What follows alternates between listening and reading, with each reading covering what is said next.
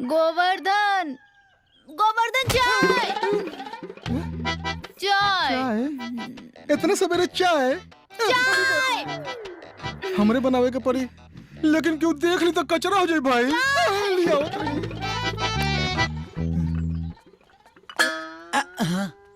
चाय केकरा खाती भैया?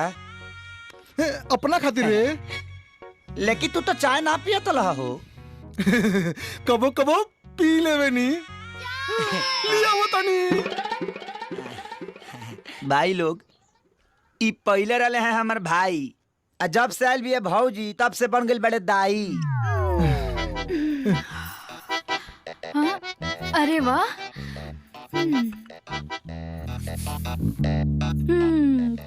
चाय तो बहुत अच्छी है। किसने बनाई? मैंने बनाई। हाँ? मैंने बनाई। बहुत अच्छी चाय बनाई है तुमने। अब से तुम ही